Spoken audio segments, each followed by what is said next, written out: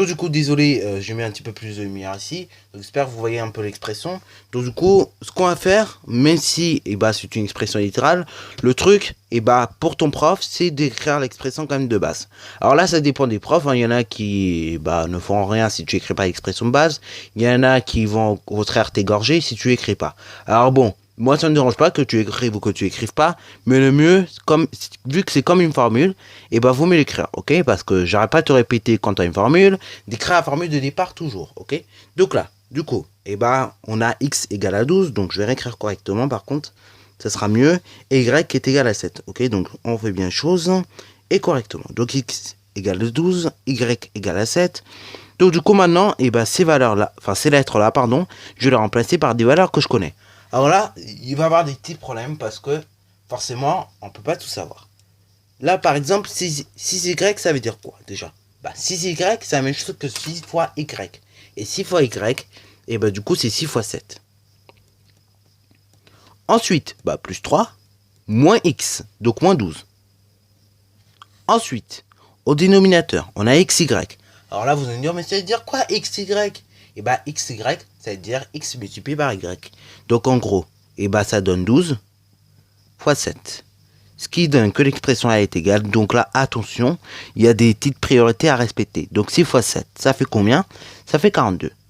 42 plus 3, moins 12.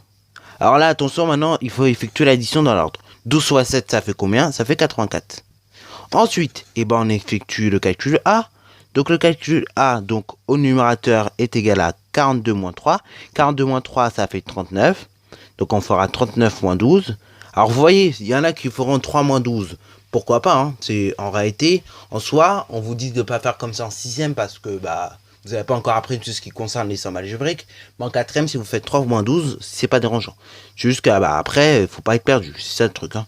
Donc après, 39 moins 12, il faut savoir combien ça fait, ok? Et ça fait tout simplement 27, ok?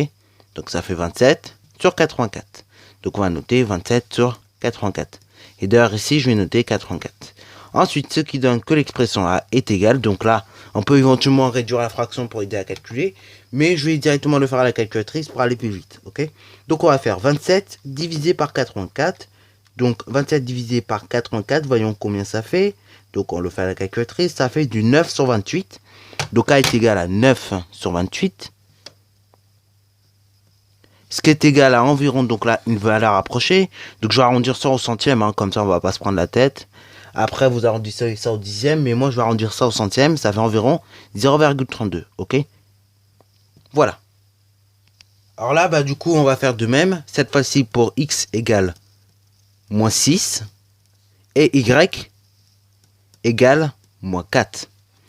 Alors là, attention, il va y avoir des mots à traîner, mais pour l'instant, je ne vais pas en dire plus. Donc là, pour l'instant, je recopie mon expression de base. Donc c'est 6y plus 3 moins x divisé par xy. Alors là, on va quand même rappeler les choses.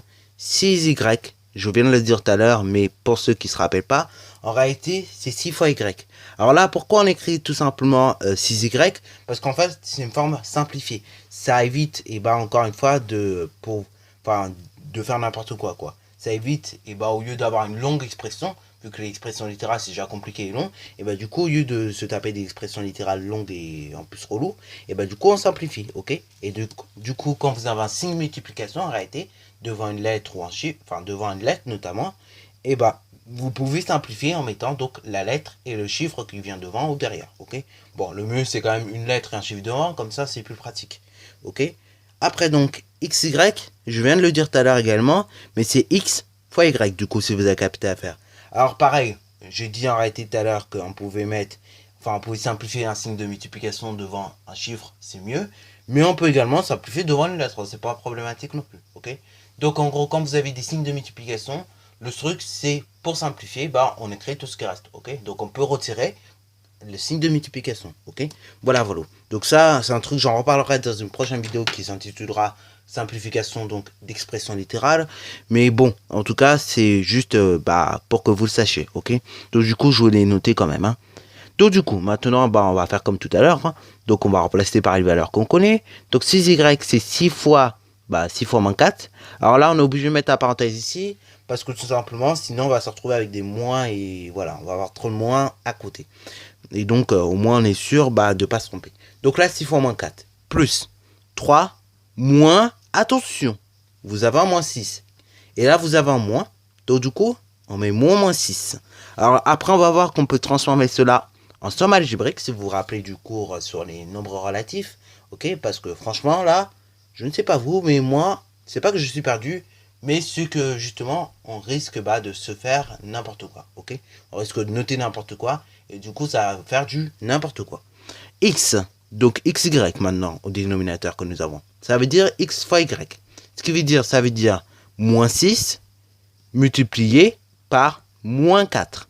Alors là, c'est pareil, on peut mettre des parenthèses au 2, on peut mettre des parenthèses au deuxième notamment. Alors si vous mettez la parenthèse au premier, mettez-la au deuxième quand même, parce que sinon ça passe pas.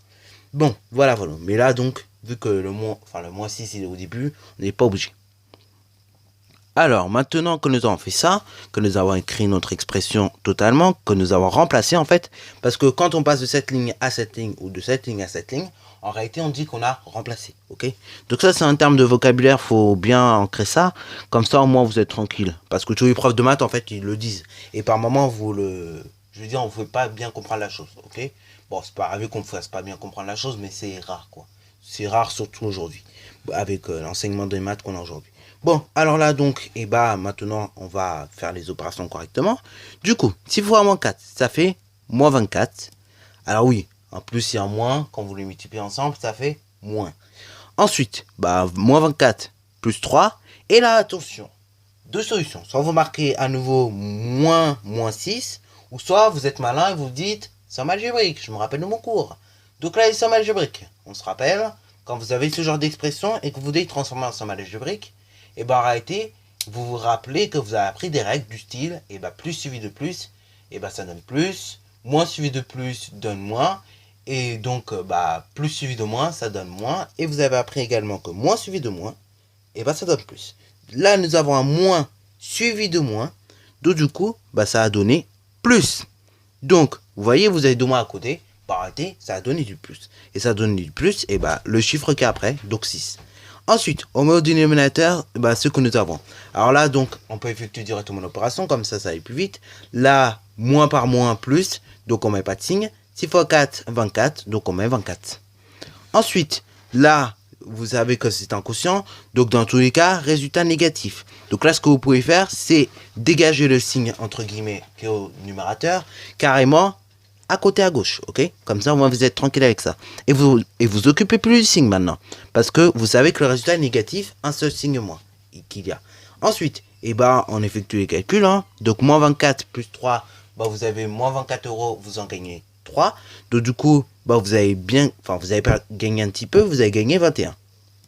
Alors là, c'est pareil, le signe, je me suis pas occupé parce que là, en réalité, je l'ai là. Donc, du coup, je m'occupe pas du signe pour l'instant, ok? Mais normalement, le mieux quand même pour bien l'écrire, c'est d'écrire le signe là, ok? Je mets ça entre parenthèses, ok? Parce qu'il faut quand même l'écrire, parce que sinon vous allez faire n'importe quoi du coup dans les calculs. Mais là, c'est pareil, si vous l'écrivez là, normalement, il ne vaut même pas l'écrire là. Mais bon, pour bien faire comprendre également que le résultat est négatif, du coup, j'ai écrit là. Alors, donc, moins 21, plus 6, divisé par 24. Ensuite, ça donne que l'expression A est égale, donc, tout simplement, donc là, il y a deux solutions pour faire ça. Soit vous faites moins 21 plus 6, qui est la solution classique, et vous trouvez du moins 15, ok? Puisque vous avez moins 21 €, vous en gagnez 6, donc ça fait 15. Et après, vous tombez sur du 15 sur 24. Alors là, donc, soit vous faites ça, ou soit vous dites résultat négatif. Donc du coup, je sais que c'est moins 15, mais le signe, je vais mettre directement en bas. Comme ça, je ne me pas casser la tête. Donc ça donne du moins 15 sur 24. Parce qu'en réalité, quand vous avez ça, c'est la même chose que quand vous aviez, moins 15 24e, ou 15 sur moins 24, ce qui se dit vachement moins, ok? Je vous avoue, on dit rarement 15 sur moins 24, hein, on dit plutôt moins 15 sur 24, ça se dit encore. Donc ensuite, on calcule le moins 15 sur 24. Bien évidemment, quand j'effectue le calcul, je garde toujours mon signe moins, et donc on effectue le calcul. Donc on fait 15 divisé par 24, voyons qu'est-ce que ça me donne, ça me donne du 5 huitièmes, ce qui me donne du moins 0,625, ok? Alors là, j'ai bien dit le moins, mais en réalité, quand vous faites, bien évidemment, 15 divisé par 24, hein, vous obtenez 0,625. Mais après, vu que le résultat est négatif, du coup, j'ai mis le moins. Voilà, voilà. Donc, sur ce, donc, c'est déjà la fin de cette vidéo. Si tu as bien aimé, n'hésite surtout pas à la liker.